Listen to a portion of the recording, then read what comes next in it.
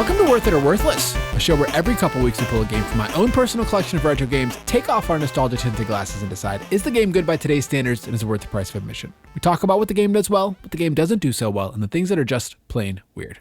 I'm your host, Dan, joined as always by my friend Jordan. Jordan, what did we get into today? Today we played Superman, the new Superman Adventures for the Nintendo 64.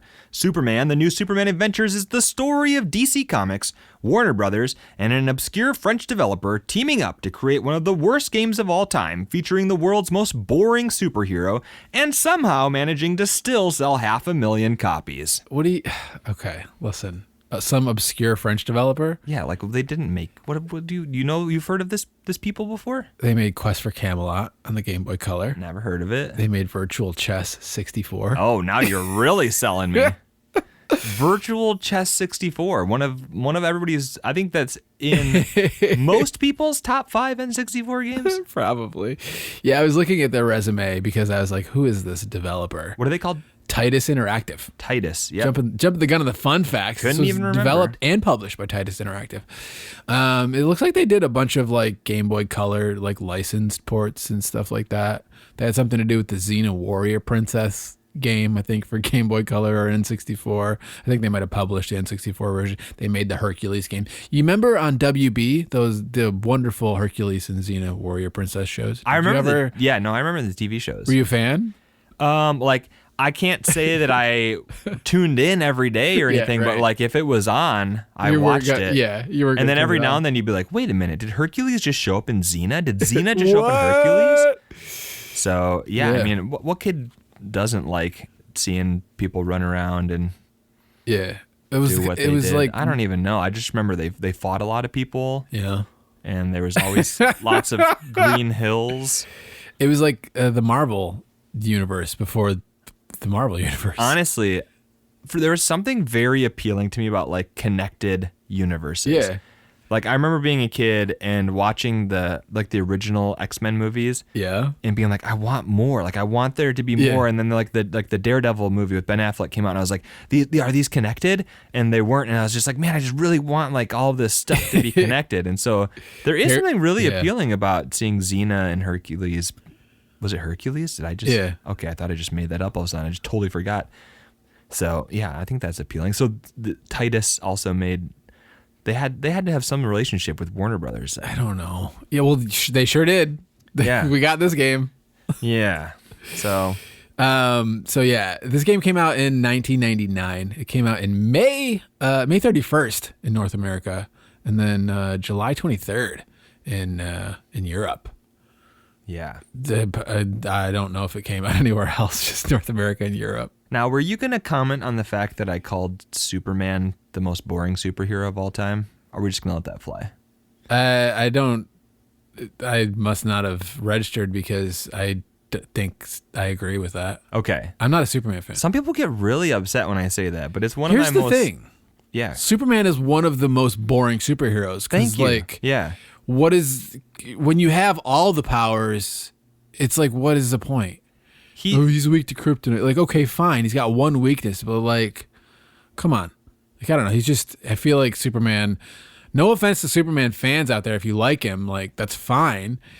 I'm just not, it's like, I'm a big Batman fan, but Batman has like, I'm not even going to go there. He has zero powers. He has zero powers, but I think his gallery of villains is one of the most interesting galleries of villains. See, I don't care about that. See, Batman and Spider-Man, I think, have the most interesting villains in comics, at least in my experience. This is my problem with Superman. He has every power. Yeah. And like literally every power. Not in this video game, but... Not in this video game, but anyways, just like in the comics, he has every power. Like he's invincible and super strong and has every vision and breath that you can think of. Well, not in this video game, but... No, I get yeah.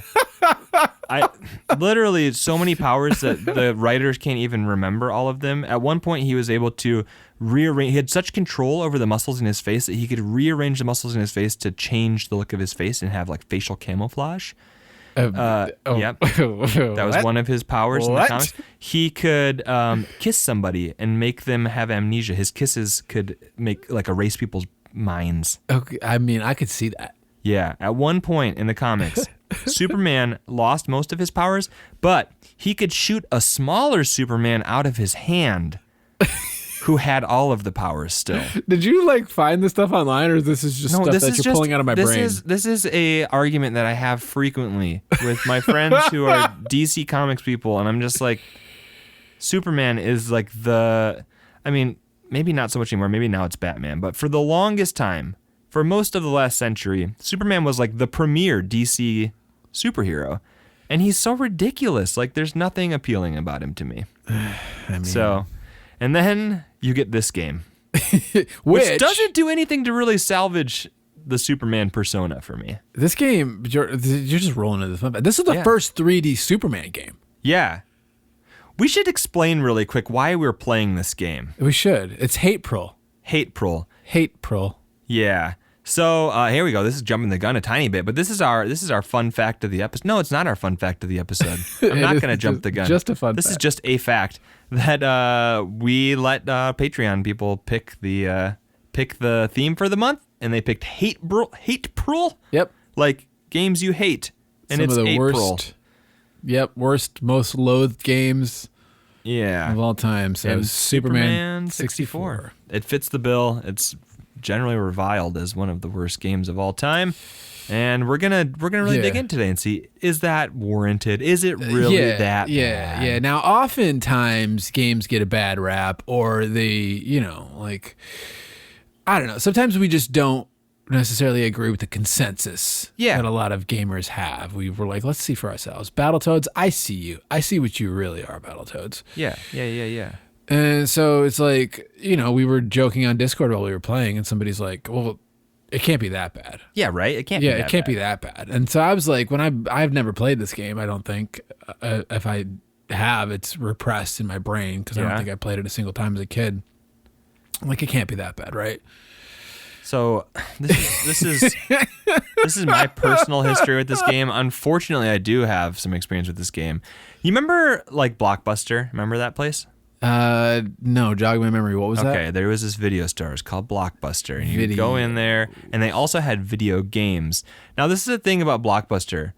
Like today, a new movie comes out, and we can all log on to Netflix or Disney Plus or whatever, and we can all watch it at the same time. Yeah. But back in the day, when you would go to Blockbuster or Family Video or Mammoth Video, which is where my family always went, you'd walk in, and they'd only have a limited number of each game or movie. And if it was a really popular one and it just came out, you might walk in and just be confronted with an empty shelf. Yes. And then you got to pick something else. Mm-hmm. So we walked into Blockbuster, probably not Blockbuster because, come on, let's get real. That was too expensive. We were more of a Mammoth Video family.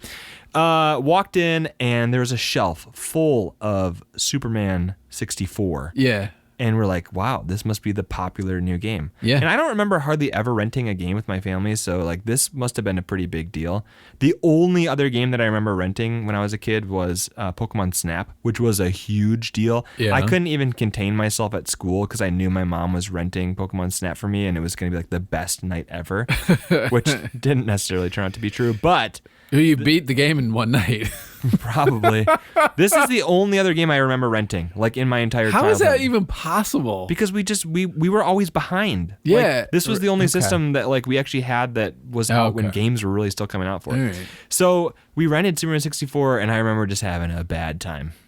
So I do have a little bit of experience with this game, but I wanted to see, maybe 10-year-old Jordan had a bad time. But he's just a dumb kid. Yeah, like 33-year-old Jordan's probably going to have a great time because we've gone back and played a lot of these games that I sucked at when I was a kid. Yeah. And I appreciate them more. I'm better at them now. So at least 3 levels in Contra. Yeah, surprise, right? There's surprise. more than 3 levels. So maybe this will be a similar experience, and I guess we'll have to see how that turns out. Yeah. You got any more fun facts, Dan? I do have. There's a lot of fun facts about this game. The facts are quite a lot of fun with this one. Yeah. As you mentioned, Jordan, the full title is actually Superman, The New Superman Adventures. It's not Superman 64. Yeah. But this game, to everybody, is Superman 64. I literally did not know that there was a different name for it until today. Well, and you didn't know until you looked on the internet, because when you fire up the game, it says Superman. Yeah, and when you look at the box, it says nothing because there isn't even a title on the American version of the game. And on the PAL version, it just says Superman. So we tacked 64 on. I think I read on Wikipedia that it said that a journalist, like, it was some preview coverage, dubbed it Superman 64. And it just which makes sense because every game was whatever 64. Yeah. Wikipedia says development of Superman began in 1997 and was largely hampered by constraints between Titus and the game's licensors, Warner Brothers and DC Comics, leaving little room for polishing the gameplay. Yeah, I read an interview. With the head developer, and it was really interesting. So he reached out to Warner Brothers and was like, hey, we want to license Superman. And we see that you guys just made a Superman TV show, the cartoon, and like we want in on that. They're like, okay, cool. Are you sure? And they're like, yeah, we want it. And then shortly after they got the license, the whole licensing team at Warner Brothers like flipped over. They got a new team. You jumping the gun on my fun fact. You got more? I got. Well, here you go. So I took several quotes about the development of this game from Wikipedia. So this is, just brace yourself. I'm ready. Bear with me. We can break this. We can take this in small chunks. Wikipedia said, quote, the Nintendo 64's game development lasted 2 years. Kane, who's one of the founders of the developer, Titus, Kane's initial plan for the style of gameplay. I think it's Khan. From the video I watched, it was Khan, I think. But who knows? Maybe that person was just Maybe making you're right. it up I'm too. just reading Wikipedia. His initial plan was for a style of gameplay only Tomb Raider had tried before. A 3D open-world action-adventure video game involving real-time strategy where players really behave as a superhero. As he explained, it would stretch the Nintendo 64 to its limits, feature Superman's ability to fly and fight, and include his every superpower. Every one of them? That seems ambitious. There's hundreds of them. However, it would be too much for the Nintendo 64's limitation. As a result, less than 10% of the original design was implemented in the final product. Oh my goodness. At a certain point, you have to reevaluate and say, like, we can only do 10%. Like, we need to drastically change what we want to do. At a certain point? Do you want to talk about what that point was slowly? I don't know if you have this, but so the new people who came in, the new licensing people, they didn't think that this small French company was like up to snuff. And so they tried to like get in their way, and they really wanted to do a deal with EA, apparently. Did you read about this? I have it. That's next. Yeah, let's hear it. It says, only a few days after the deal was made, the Warner Brothers licensing team changed. Which is just really unfortunate. Based on Khan's testimony, the new group instantly hated Titus and the project and tried to stop its development. Yeah. The first demand was to make Superman a SimCity-like game where Superman would be like the mayor of Metropolis instead of an action game. Which is kind of hilarious. Like on the N64, we're going to make a SimCity-like game where Superman is the mayor and building Metropolis. I don't really understand how that could work. And I could see why that was probably frustrating to the developers. Well, it continues. I have plenty here. This was like I couldn't not. No, you need this. This is important. Warner Brothers only got more coercive after Titus rejected the idea, going against any decision of the French developer. Often their reasoning for rejection was that Superman would never do the things Titus proposed. Elements that survived, such as Superman swimming underwater, were kept in after Titus staff members showed documentation in the original Superman comics. Yeah. The crazy thing is, when you go back with these comic book characters who have been around for like 100 years, you can literally find examples of them doing anything. Yeah. So, it's comic books. I mean, case in point is Superman shooting miniature Supermans out of his hand. Like, right? Like, is there really anything that Superman doesn't do? You can't say, Superman. I think one of the things that they talked about was they wanted to have a lot of like destructible areas in the maps. They wanted you to like blow up buildings and roads and cars and all this stuff. And they're like, nah, Superman wouldn't do that. And they're like, literally, that's Superman's thing. The one thing he's good at is breaking stuff. Like, watch a Superman movie. He just destroys whole towns. Yeah. We got a little bit more here, Jordan. Yeah, bring it on. All right. Some changes were mandated under reasons of putting the fictional DC Comics hero in a positive light.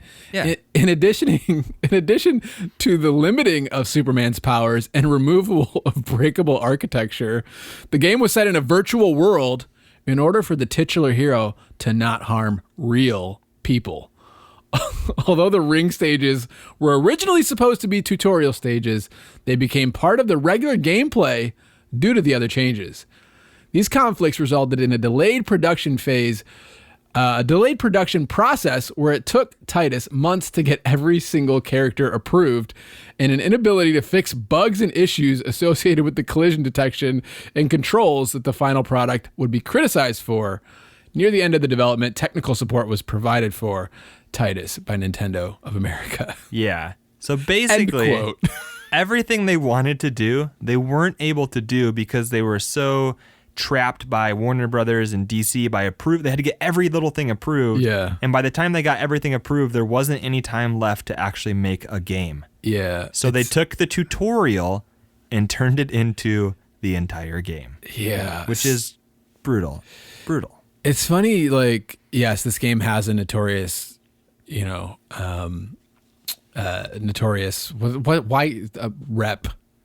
Like, it's got a bad reputation. Reputation. Thank you. The word reputation just eluded me. I don't know why. I was like, what? You know what? I'm proud of you for getting that first syllable. But it's like, it's funny how much it really wasn't the developer's fault, which is like, a lot of times people want to throw stones at developers, but when you actually read the story of this game, you're like, oh, like these guys just had like every roadblock where they couldn't make a good game. They ran out of time. They couldn't polish the game. This is a pretty good example of why it's important to just cut toxic people out of your life. Like very shortly after they got the license, surely before they started working on the game in earnest, they realized that they were up against a pretty, they were going against a group who really did not want them to be making the game. Yeah. And they probably should have just cut their losses and moved on to, Virtual Chess 2 or something else. Yeah. I don't know. I mean, they stuck with it, which is admirable, but they ended up making a game that would just haunt them for the rest of their lives, I'm sure. You get the opportunity of a lifetime. You get this license, and then the guys who take over are like, we don't like you. It's almost like, well, screw you then. Like, we're going to do this. And then it's like, it probably just turned into a horrible, toxic relationship, like you're saying. But it probably was a little bit. I mean, I don't know. I didn't read the actual interview. I think that the guy you're talking about, I think he did it in like 2015 or something. Yeah. I think. He said, he seems to be pretty positive about the whole thing. Yeah. He said he's made over 100 games. It's not, it's not indicative of his career in game development, but it is one of his best-selling games of all time. Sold 500,000 copies. Yeah, it's just like, as somebody with a little bit of game development experience, it's like, this is what most games are like most of the time until like the last like little bit when you start to polish the game and figure this kind of stuff out. It's like, yeah, well, if you've ever made a game, you kind of know like how janky and broken they started making development is. They didn't do any testing. They didn't do any polish. Yeah. And so it's like, I'm playing it and I'm like, man, this is something. But hearing that they didn't have time to finish the game, it's like, oh yeah, well, this feels... Checks out. Checks out. So Jordan, that's all my fun facts. Dan, I got one more. I got our fun fact of the show. Fun fact of the show is, do you guys know we got a Discord server? What? Yeah, we've got a Discord server. When did you start? What? Yeah, well, it's been, about a year now. It's a great place. You can come hang out with other people who love retro video games, talk about what you're playing now, modern games that you're playing that have a retro vibe to them, whatever you want to talk about. So come on, hang out with us in our Discord server. You can find a link in the show notes. It's a great place to be. Yep. Like, I don't know what to say. Discord. I'm on there a lot. Yeah, it's a good place. Come hang out. Our community there keeps growing. Always some interesting new characters coming on. So pictures of donuts. Donuts? Yeah, you never know what you're going to get. Usually mayo, donuts, all sorts of things. All right, Jordan, let's move on to what the game does well.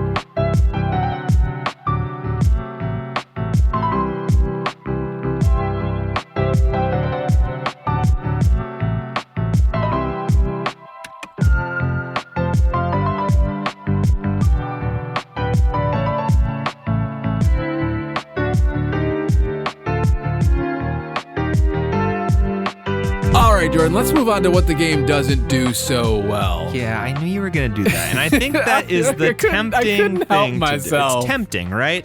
But come on, this is probably literally the closest to true it's ever been. It is, and it was definitely a stretch to pick some things out that the game did well. I usually try to stick to 3 things that it does well, 3 things that doesn't do well. So I wasn't able to really do that this time.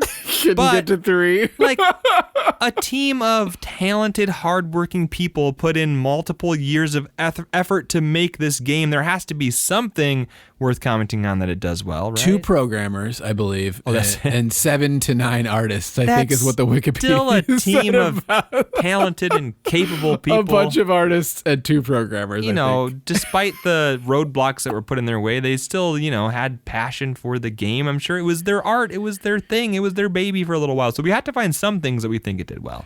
Okay, so now I'm like, well, what did I read? I think it was they had 2 programmers on the N64, 2 programmers on the Game Boy Color, and 2 programmers on the PlayStation version that was being made. But I think the PlayStation version got handed off to somebody else. I could be wrong. It did, yeah. Before it was canceled. It got handed off to another studio, and it was 90% of the way done before it got canceled. Oops. All right. Sorry to derail. What does this game do well, Jordan? Okay. So I think that you're gonna argue with me on this, but okay, I think that you have to say the best thing that the game does is the box art, because listen to me, it's literally just a picture of Superman like ripping open his shirt and there being the Superman costume underneath it, no text, no nothing, but that box art it's strong. It's got some solid line work. It's got some bold colors. It's not just like they could have just grabbed one of the countless comic book panels, but no, they made some artwork that fits the box pretty well, and it did enough to trick 500,000 people into buying a copy. Here's the thing, Jordan. It's funny. You should say that. Yeah. Because one of the things that I have that the game does well is Bruce Timm's classic DC cartoon art style. The same guy who designed the art style for Batman the Animated Series, Superman the Animated Series, this game, based on his art style. Yeah. I think that is honestly something that the game does well. It's a cool looking box. The box is, but I'm talking about like the character models, like they tried to base all of the stuff in the game on the show. Yeah. I think so. If I had to find something that this game does well, Jordan, that art style that I love from Batman the Animated Series, the character art style, not Superman himself, he looks a little bit funky, but not the models, just the things that they're based on. The NPCs kind of look like the cartoon, kind of as much as the N64 can do that. Now we're not 3D. Saying the art in the game is good, because the graphics are. We'll get there. So yeah, the box art. I got something, Jordan. Yeah, this game got cheats. See, I knew it. You knew it. Okay, I put on my my third thing that I put on my list of what the game does well is actually a counterpoint to something that I knew Dan was gonna say, and I told him I have a counterpoint, something I know you're gonna say. He's like, you don't know what I'm gonna say. Here it is, Dan. I knew you were gonna say this. That's what I sound like.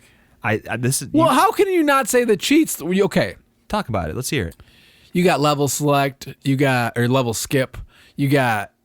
So in this game, you have to pick up power ups to get frost breath and super speed, and you run out of health a little easier than you might like. So you got think the Man of Steel nice code wouldn't be the Man of Paper.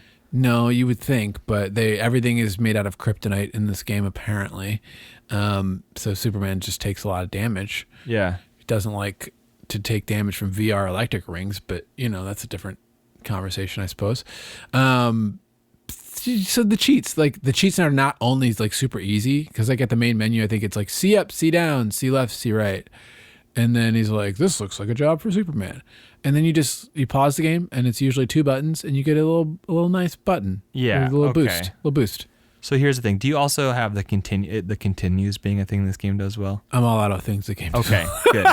So I'm done. This is the thing. I'm fresh out. Some people might be tempted to say that the continue system and the cheats are something that the game does well. Continue system? Like continue? The fact that you can system save. Where you restart. Like you can save the game. That's something that's not in every retro game. And we'll talk about that. If you couldn't save in this game, then like it would be pretty miserable, right? You're wrong, Jordan. No, I know. I'm not saying this is a good thing. I'm not saying this is a good thing. To jump the gun, one of the things that I have that the game doesn't do so well is it requires a memory card to save it. There was a memory card in the controller. That's hilarious. So just so you know, you can't save the game without a memory card. So every time you put this in your system, you're going to have to restart it unless you save it. That's very funny. So is it? I would not say that those are good things. This is my thing about the cheats. Unfortunately, like, yeah, you can use the cheats to get your way further into this game to make it a little bit easier to play. But I think that all the cheats are doing is tricking you into playing the game longer than you really should, longer than you really want to. They don't make the game any more fun. They don't make the game any more enjoyable. They simply make it possible to see more of a bad game, which is why I cannot say that the cheats are a good thing. We should have flipped the segments. We should have done what the game doesn't do so well first. Yeah, well, to set the table for what the game does well. I do have one legitimately good thing about the game itself, not the box. Okay. I do have something about the actual game that I think is interesting. Now, N64 games, Nintendo games in general, like the NES and Super Nintendo and N64, not super well known for like the audio, especially like for samples. Like there's usually not great samples in Nintendo games. That was one of the things that like Sega games tended to do better. Yeah. But I think it's really interesting that there are a handful of audio samples from the TV show, like straight out of the Superman TV show. And like you get full sentences and you get like different lines from different characters. And I thought like, hey, that's actually interesting that they put those in there because they don't sound super compressed. They don't sound fuzzy.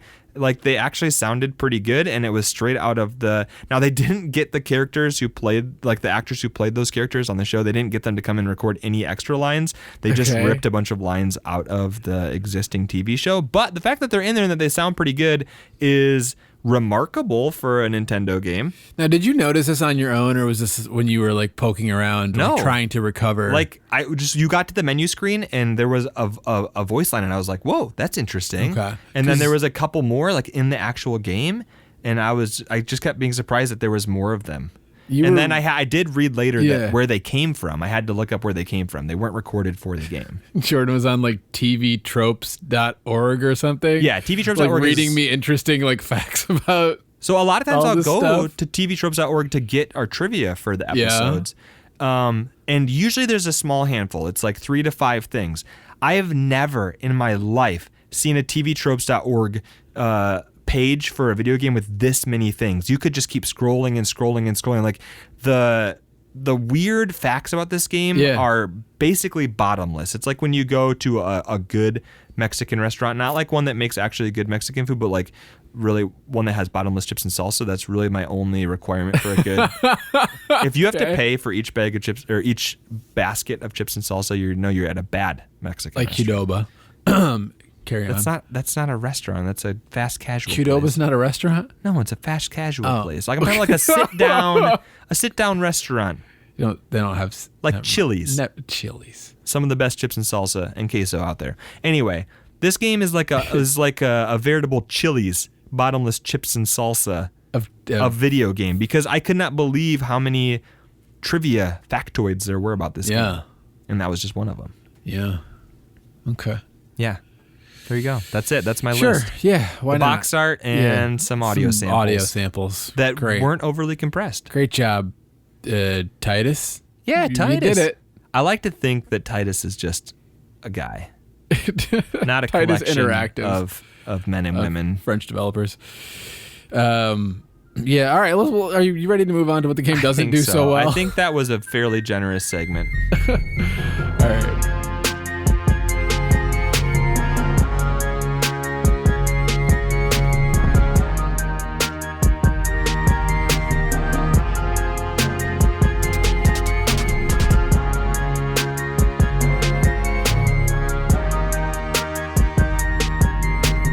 All right, Dan.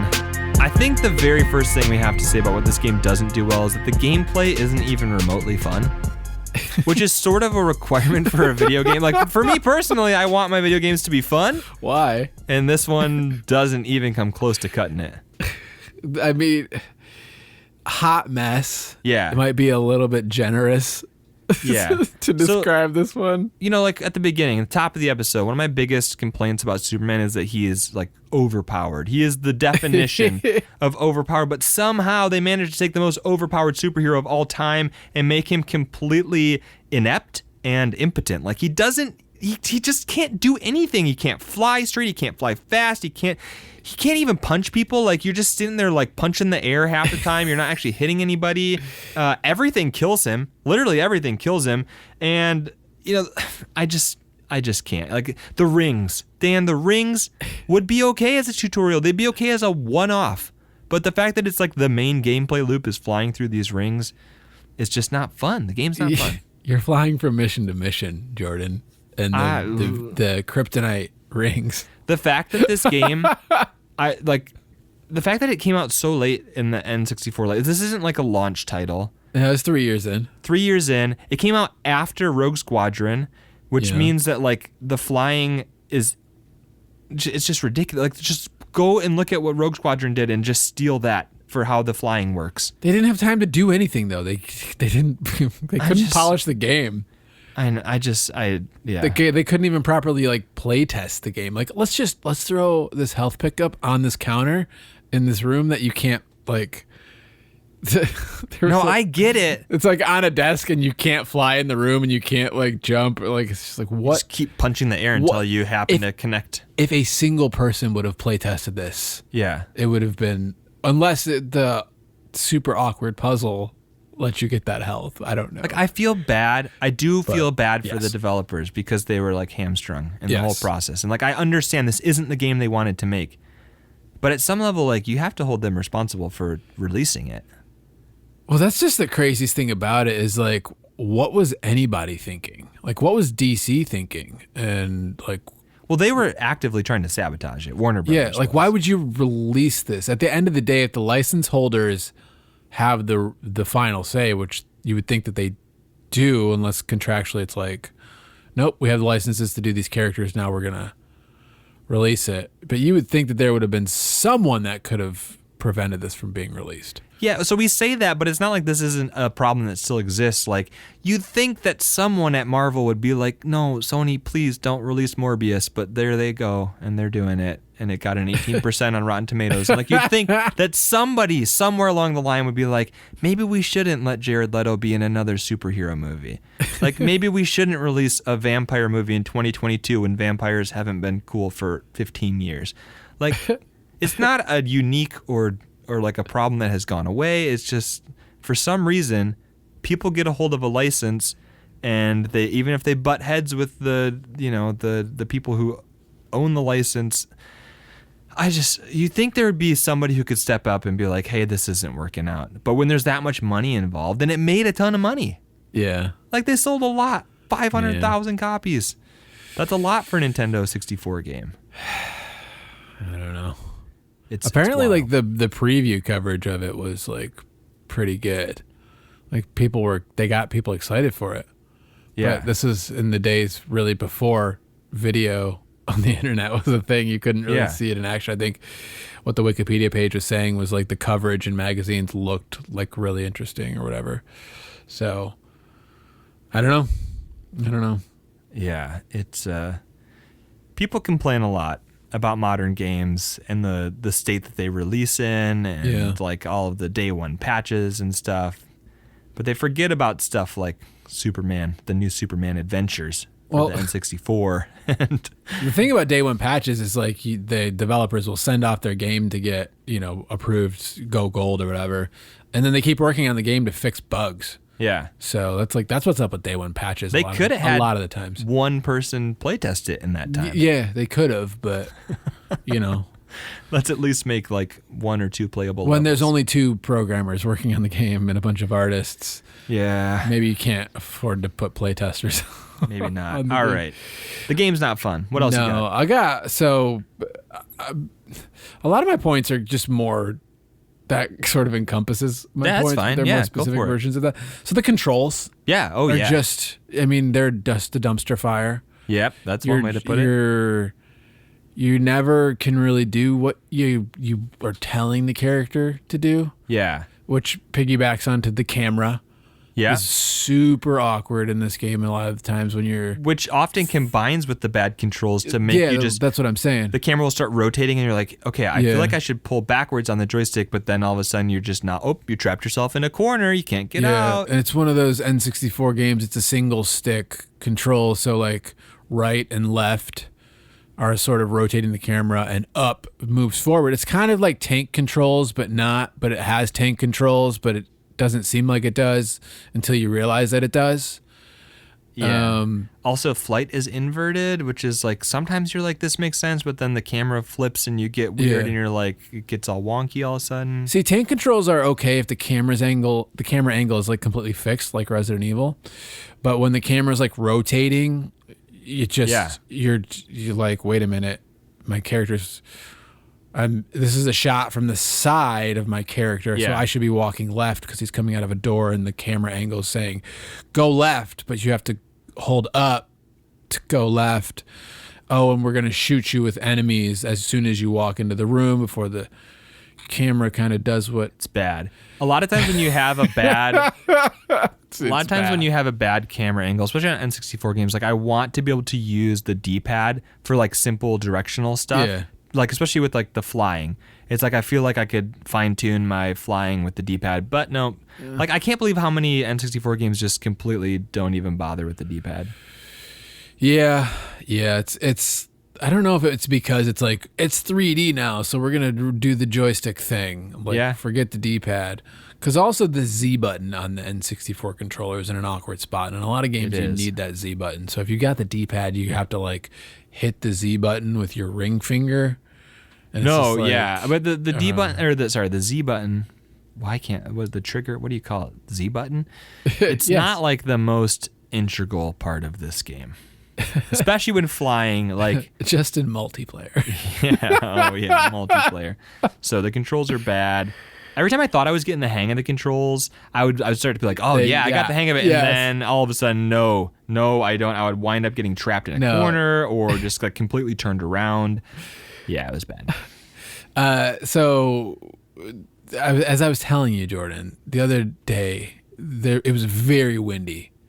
In the middle of the night. We had like 50-mile-per-hour winds. Yeah. Which maybe it was Superman like doing 24-mile-an-hour winds. Oh, wow. We had gusts up to 50. Yes. So I woke up at about 4 a.m. to a piece of siding on my house, like aluminum siding, like slapping this. Hey, that's the joys of home ownership. Like very loud right outside my window. So I was awake. That's how you know. It's just your house reminding you you're a homeowner. I know. So you can't really go fix your siding at 4 a.m, especially when you have to go to work in a little bit. Okay, well, not with that attitude. No, not with that attitude at all. So I was like, let me get up and be productive. Let me do a little worth it or worthless work here. So I was like, let me get a jump on Superman 64. Yeah. So I played about 40 minutes of this game between, 5 a.m. and 6 a.m. before I went to work. Yeah. And so my next point is the first level, because this is when I haven't updated my notes since I played more of the game. So initially I just thought it was the first level that was a miserable experience for the you didn't know it was the whole game. Well, that's just the funny thing about it is like this game is structured where it's like Superman, fly through these, solve my maze, Superman. Yeah. Go in a building, go on a mission, again fly to the next one. I really like this picture of you in my head, of you waking up 4:30 in the morning, deciding like I can't sleep because my house is deciding to play the drums. Yes. And you go downstairs, go to your happy place. Right. And you choose to play Superman 64. Which is such a good time that you can't just wait to leave and go to work. Yeah. So I get to the second mission on Superman 64, and I got like partway through the mission where you have to fight a boss, and I was just so devastated that I couldn't retry the mission again after failing it twice. Because when you fail in this game, it makes you restart certain missions. So the good news is... So he's talking about you have these missions, you're flying through the rings, and then once you fly through the rings, it'll give you a little task to complete, like save these people from getting run over by cars, or save these people from getting hit by tornadoes. And if you fail that, you have to go and do the rings again. Thankfully, the game does. If you've beaten the ring section 3 times, then you can just go and just solve whatever little situation they put you in. But the first 3 times you have to redo it is not fun. No. And then, so I finally was like immediately frustrated by the ring. This is where I was going with I have the first level written down. So I get through the ring section, and then it's like, stop the 2 cars. So I'm like landing, and then I'm like running as awkward Superman, like chasing a car that's like going a little too fast, and I pick it up and throw it, and then I fly over to the next one, I failed it the first time. I had to redo the rings. That was a wonderful time to just do the rings over and over and over again. Then I realized you can actually fly and pick up the cars, and then you're like, great, I did the thing. I'm tutorialed, right?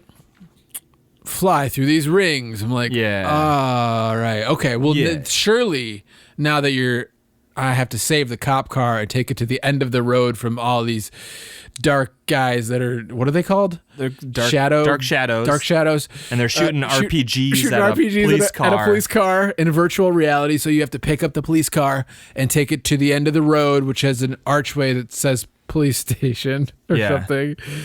Surely I'm done, right? Fly through more rings. Yeah. My maze. More rings. Save these virtual reality citizens from these tornadoes that are slowly but surely making their way to these people. So here's one of the big frost breath. Here's one of the big downsides of Warner Brothers insisting that this game take place in virtual reality. Like, there's literally no stakes at all. Like, you're Superman. You're like, I gotta save these people from getting run over by a car. I gotta save this cop car from getting shot by RPGs. I gotta save these citizens from getting hit by tornadoes. It's like, no, you literally don't. You're in virtual reality. Just like go and save your friends, because the town's fake. The people are all fake. Like, you have no incentive. It's like Lex Luthor wins. It's like, did he? Like, what did he win? Well, your friends are in virtual reality. I know, so just go get your friends and get out. He put them in the portal. He can't. So we didn't get the full backstory. Apparently, there's a comic book that came with this and explains it more. Maybe it's kind of like Reboot. Remember that TV show Reboot? I do. Where the block would fall and everybody who was within that block got sucked into VR, and like you can die in VR in Reboot. Like, if you die, it's you're like just real out. life. And like so you have to win. Like, there's stakes involved. It's virtual reality, but there's like real life stakes. It's the Matrix. You don't get that in this game. It's just like, you're in virtual reality. Why does it matter if you do all of this stuff? Why does it matter if the bombs go off? Why does it matter? Like, just go and get your friends and get out. You're Superman. But you're not. Why are you playing a video game? Why am I playing a video game about Superman playing a video game? It's too meta. Another one of the points that I've written down, Jordan, is you have to pick up Superman's powers. Yeah, he doesn't have them for some reason, which makes sense, I guess, if he's in a video game. But why is Lex Luthor giving you the power-ups? Why is he giving you the things you need to beat him? And then at the very end, apparently, we didn't get there because you can't. There's too many game-breaking bugs, and my time is too valuable. Like, you get to the very end, and it's like, you won. But Lex Luthor is still in the real world. Like, what was the point of this? Is he just bored? He wanted some friends to play video games with? Like, this all could be solved if Superman would just hang out with Lex for a little while? Sit down and play some Mario Kart 64? Another thing, Jordan, I have the animations.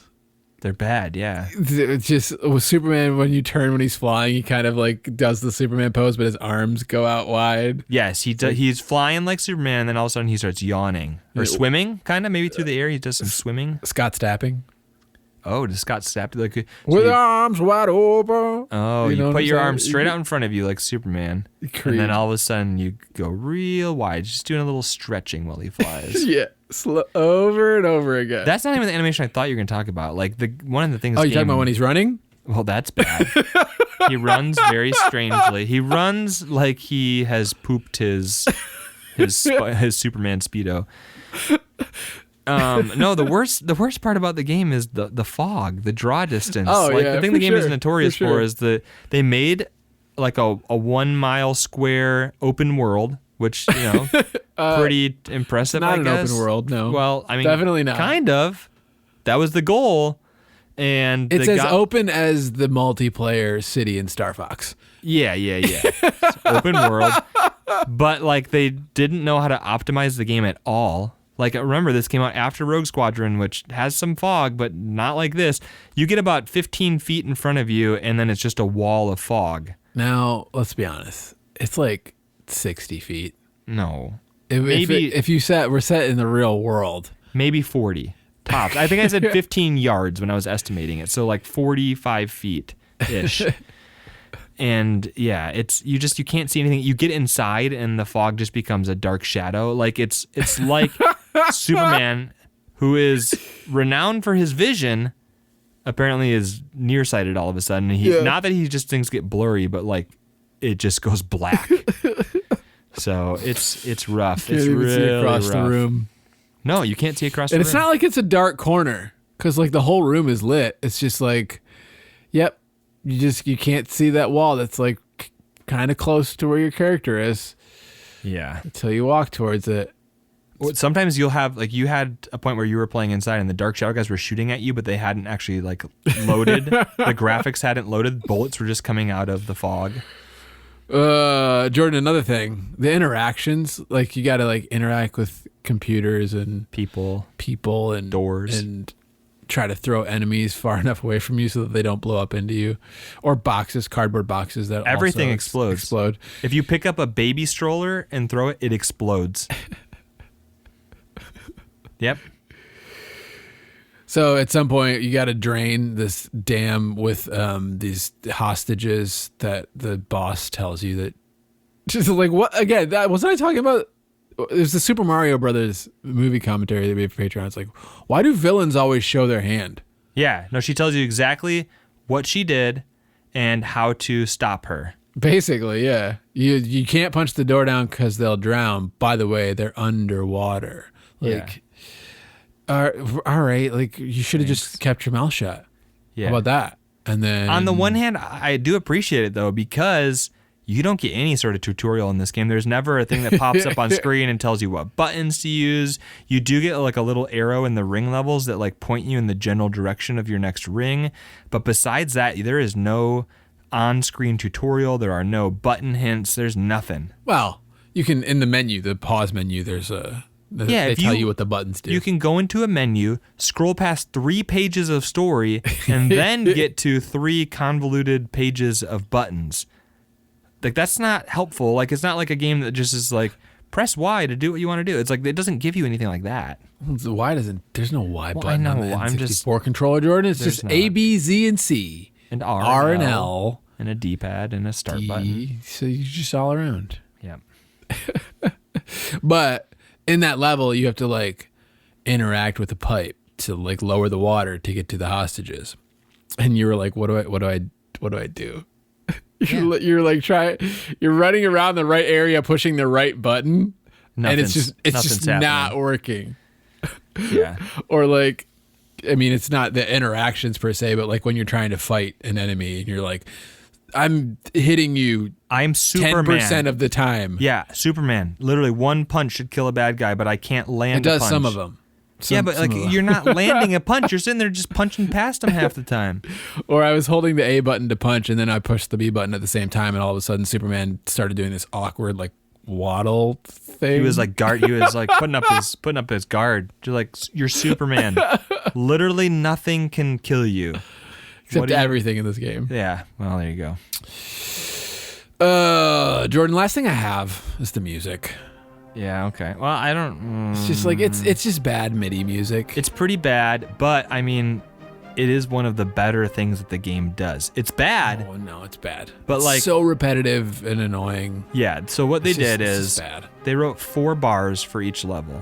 And then it feels almost like they took those 4 bars and put them into just like a random pattern generator that just threw them together in random orders. And you end up hearing the same little ditty over and over and over again. It's bad, but I don't think that it's even in like the top 10 of what this game is bad. It's in my top 10. Yeah. There you go. Other than that, that's all I have. That's it. Other than that, it's a perfect game. Well, besides the fact that I already mentioned you can't save without a memory card. Yeah, it's not fun. The controls are bad. The story is non-existent. There's no tutorial. But besides that, it's a great game, you guys. It's got good box art. There's some audio samples that aren't too compressed. This is literally has to be the objectively worst game that we've played on the podcast. That we've played, yeah, for sure. Like I'm sure that this is not the worst game. Like the fact that you can actually play multiple levels. It's not the worst game ever made. But it's probably... It's up there. It's certainly in the conversation. Yeah. I mean, okay, if we're going to talk about like the post-Atari era potentially, yeah, this has to be in the top 10. I can't speak for the Atari era. I'm sure there's a ton of shovelware. There's got to be so many games that... Yeah, I guess the Wii. Yeah. This one just has like such a high profile because it sold so many copies, because it like a lot of people saw it that it was bad. Like there's lots of games that were bad and people didn't know about it because they were bad and nobody bought it. Or a few people bought it. This is a special kind of bad, though. It's bad. Oh yeah, it's not finished. Like it's bad because it wasn't finished, because Warner Brothers got in the way and made it bad. Yeah. I mean, to be fair, like Titus should have just made the SimCity game. Mayor of Metropolis. It probably would have been better if they were both on the same page and they're like, yeah, let's make this game and we have a shared vision. Like it probably would have been better. So the Mayor of Metropolis is kind of like the dystopian storylines that sometimes you see in like Injustice, like Gods Among Us, where Superman gets mad and just takes over. Like, I'm going to run everything. Well, Joker like poisons his mind and then he accidentally kills Lois Lane. So then he turns crazy and evil. Oh. And so it's like he becomes the mayor of the world. See, I don't think that would have been the plot they went with, since but I'm saying they that's kind of where they went from there. Yeah. He becomes the mayor of Metropolis. This is what happens when Superman takes over, which is actually, storylines that DC kind of does. Yeah. And then Batman has to stop him usually, and he usually does. Batman. Surprise, surprise. Yeah. All right, there we go. There it is. Superman 64. There it is. I'm glad that's done. Well, we still got a little bit more to talk about. Yeah. All right, let's move on to the rest of our show.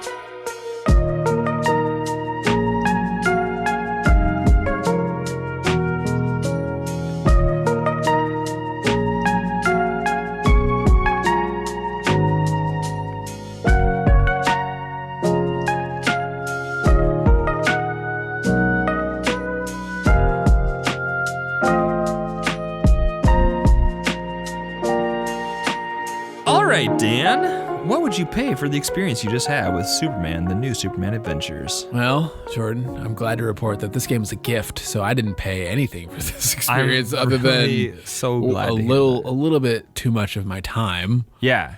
Because you know me, I'm always trying to give these games a fair shake. You did. I wanted to give this one an honest effort. I will say, you were more checked out on this than usual. I have never seen you. I was playing the game and you were like replacing some light bulbs in your basement. Because I had already played the part that you were playing. I know, but I've never in my life seen you check out on a game. So like that just goes to show you, Dan is so passionate about retro games that he's even like, he wants to find something good about these games, and even on this one, it was hard. Well, I was like, all right, he's going to be doing this tutorial for way too long. Yeah. So I need to replace the bulbs that I just bought. Dude, I understand. I think do it. Like whatever, man.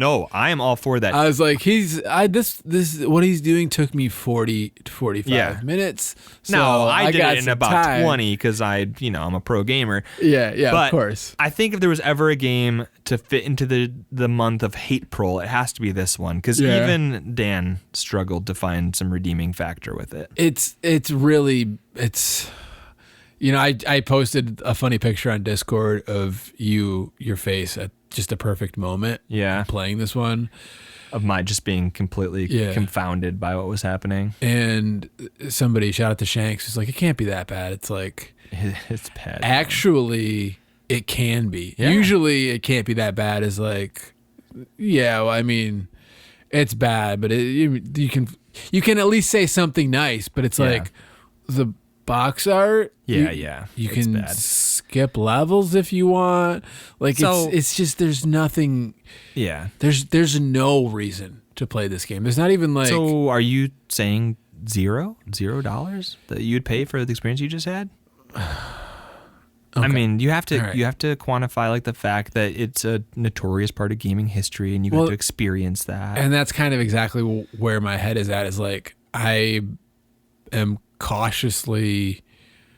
I don't know how to phrase it. I'm glad, from a historical perspective, that this is in my collection, just purely for the notoriety that this game has. As Notoriety, I would say like infamy.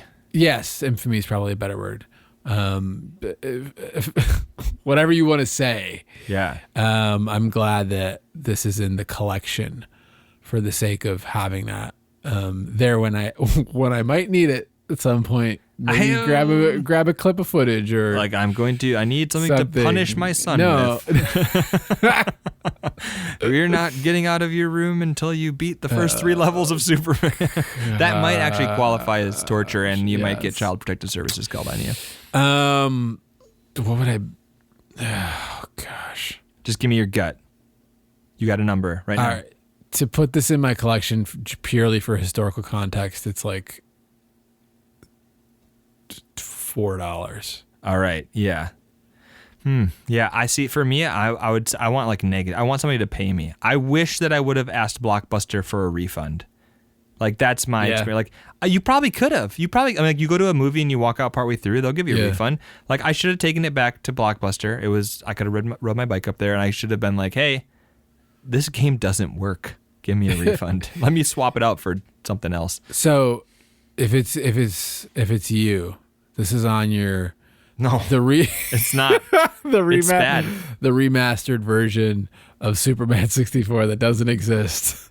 I honestly on your eShop wish list. How many gold points are you spending on it? That like I would need somebody to give me money to play this again. Yeah. Like I've done it twice now in my life. Never again. You heard it here first, folks. If you want that Twitch stream of Jordan beating Superman 64 100% speedrun. Like if I'm playing this again, it's going to have to be Extra Life, and someone's going to have to give us money to do it. Like someone is donating money to a children's hospital. That's the only scenario I see myself playing this. Don't even plant that seed. I'm just saying, like for the kids. For the kid, yeah, okay. We'll do what we can.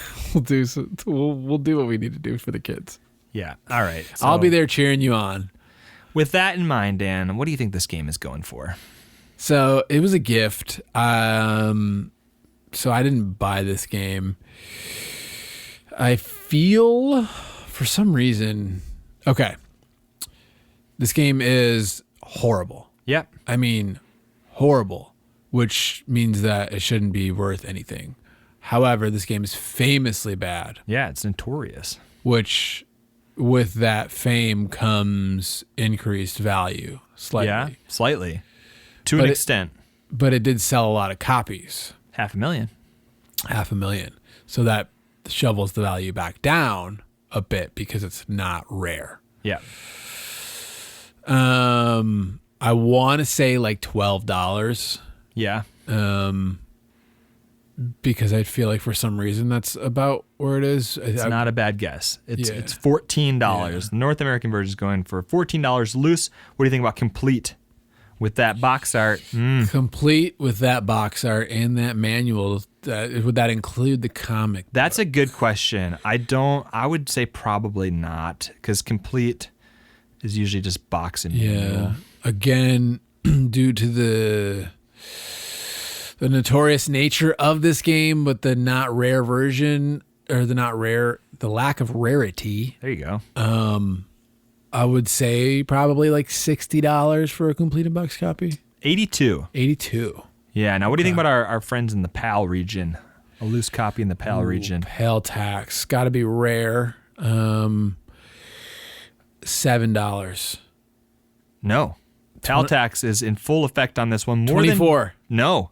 More than double. $31. Ooh.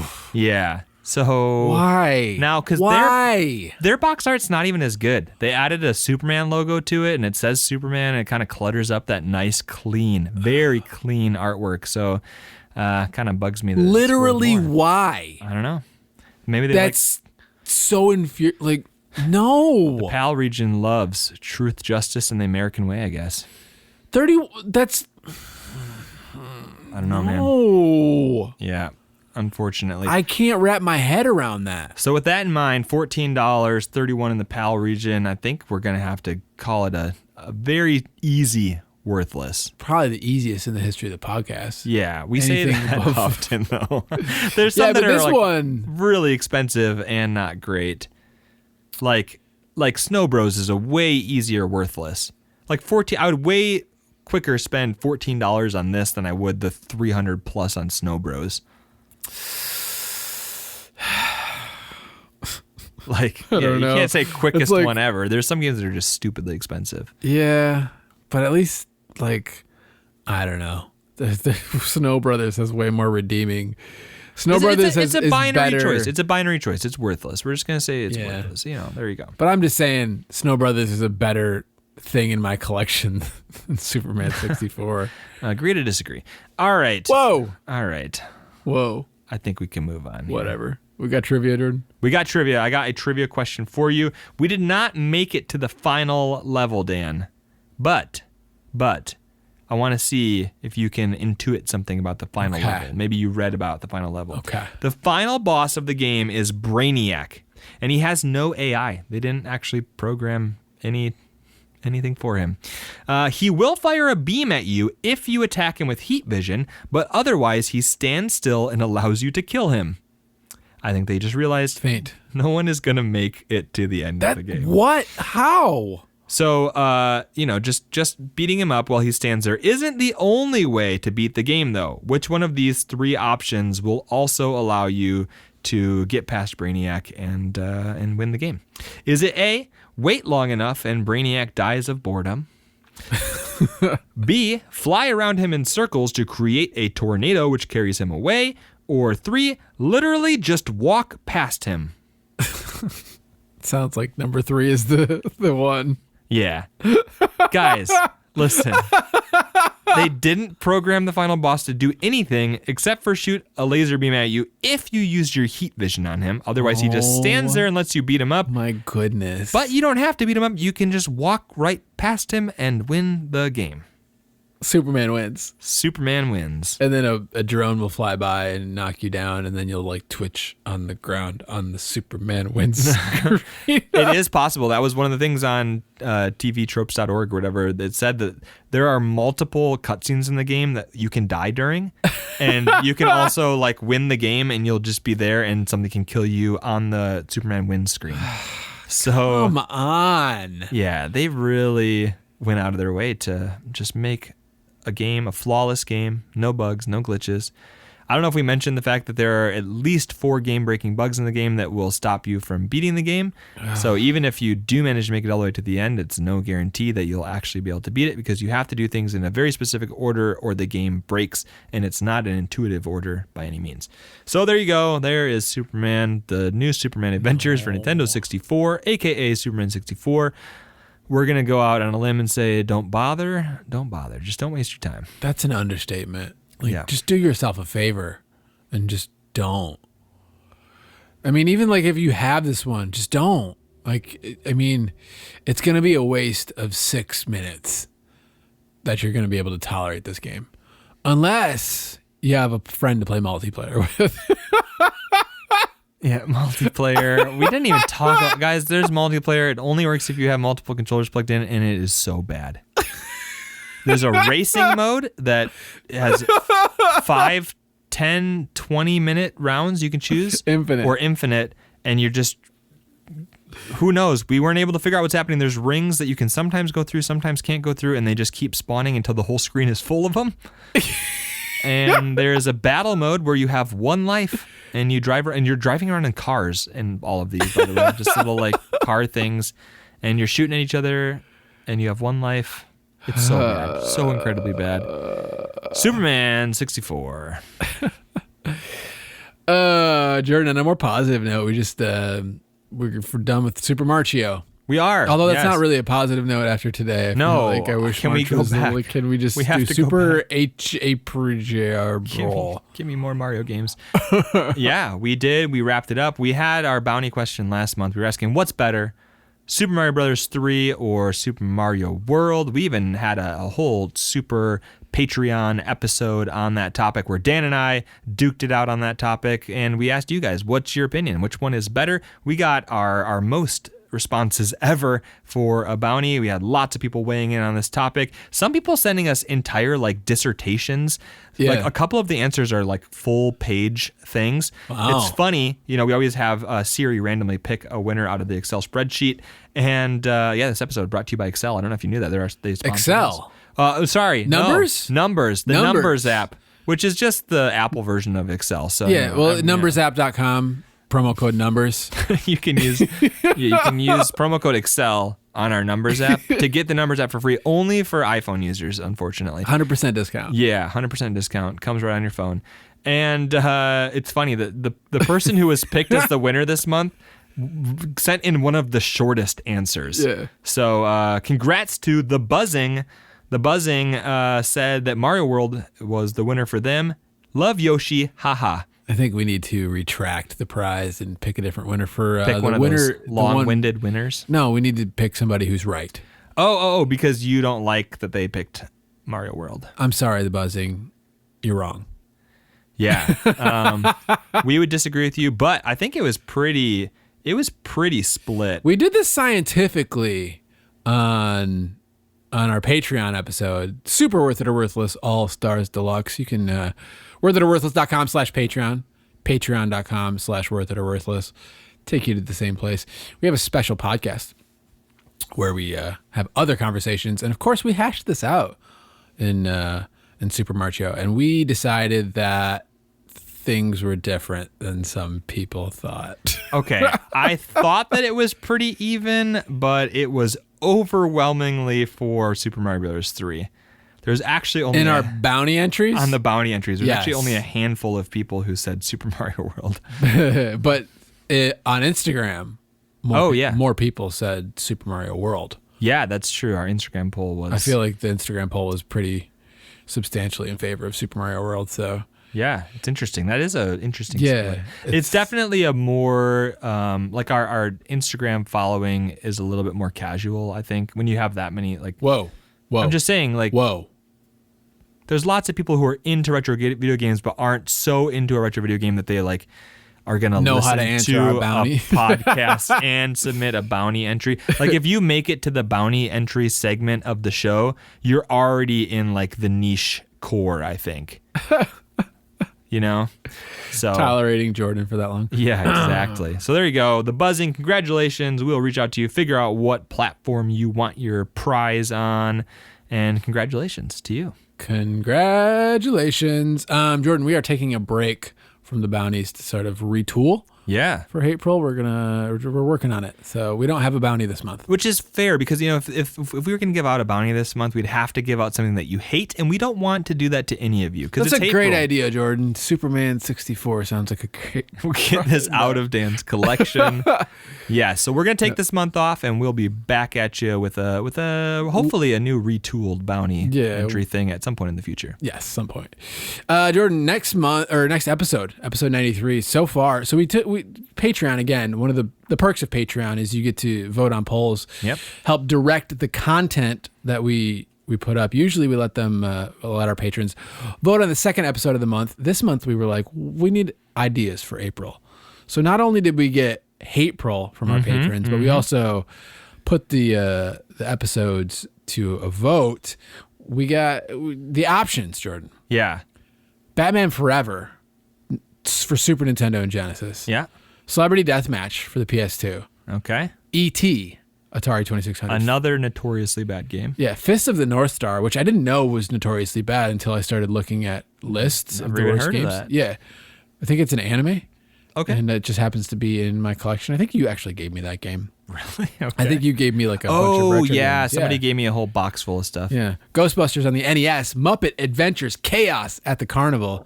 I put the 2600 version of Pac-Man on there. Oh, is that bad? As far as I know, it's bad. Because wasn't that one of the things that like killed the system with E.T.? I don't know. I was like, I think that's bad. Bad arcade ports in general? I guess. Silver Surfer for the NES, Top Gun for the NES, and WWF Warzone. Yeah, so Patreon members right now are voting on those. Well, they voted. Oh, they voted. It's done. Those were the options. It's done. Would you believe that Celebrity Deathmatch won? Yeah, not the one I would have picked off that list, but I guess Yeah, it's just it's bad. Okay. It's just a bad I haven't fighting game based on the show. So I don't know what the next episode's going to look like. We're going to be talking about Celebrity Deathmatch. And if it's another instance of Superman 64 where we are just immediately done, we may cover the other top ones, which are Batman Forever and Top Gun on the NES. Yeah. So it might be a threefer, or it might just be like a one if we get enough mileage at a Celebrity Deathmatch. We got to do some cursory research and we'll figure out what's happening. But 2 weeks from now, you will know the answer unless you're binge listening, and you can just go right on to that next episode. Yep. Celebrity Deathmatch, that is on Paramount Plus. I watched some of it and I was like, I loved it when I was a kid. Yeah, I had no clue what was going on. As an adult, though. I didn't get any of the references, but I liked the idea of claymation celebrities killing each other. It's a nice idea. It's a nice idea. That show is insane. I was watching an episode where it was the guy from what is it? Orange County? The OC? No, Laguna Beach. The Chopper. Oh yeah, yep. Orange County, like Paul. Yes, Paul versus Exhibit from Pimp My Ride. Pimp My Ride, and like the Orange County Choppers. The Orange County Choppers, and the wheels on the car were saw blades, and they were cutting the guy's legs off. It was this whole thing. Yeah. I was like, wow, this is a show.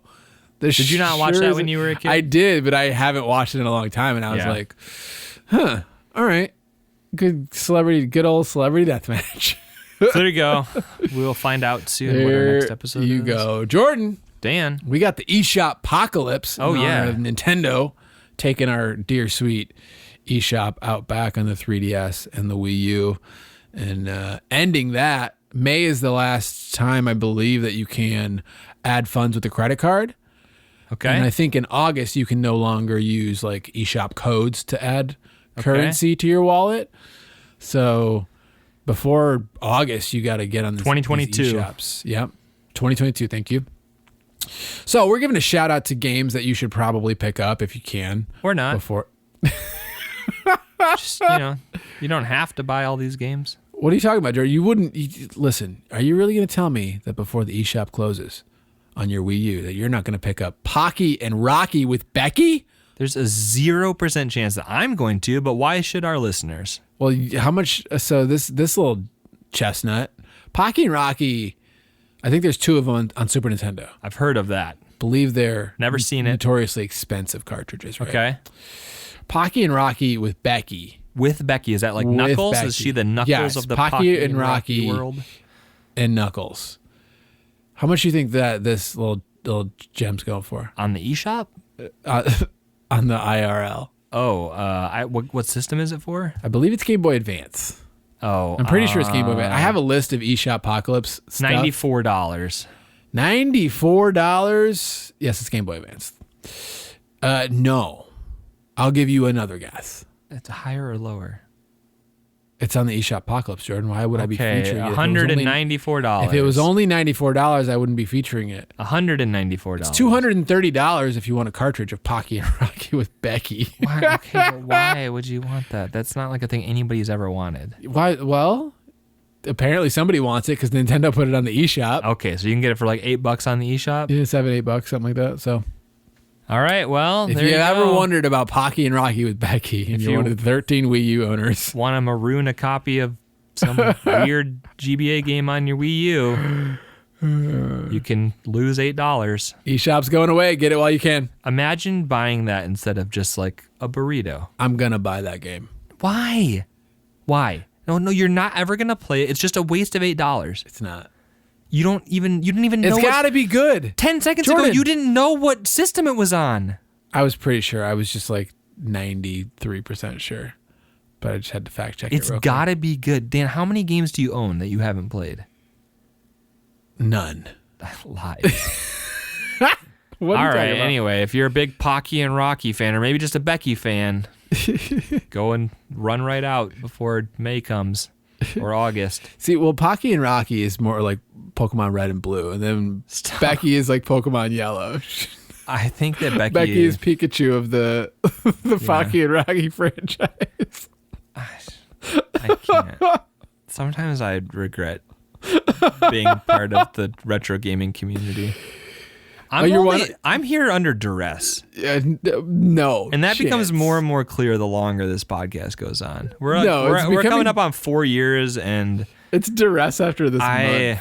I feel like I need to put out an SOS.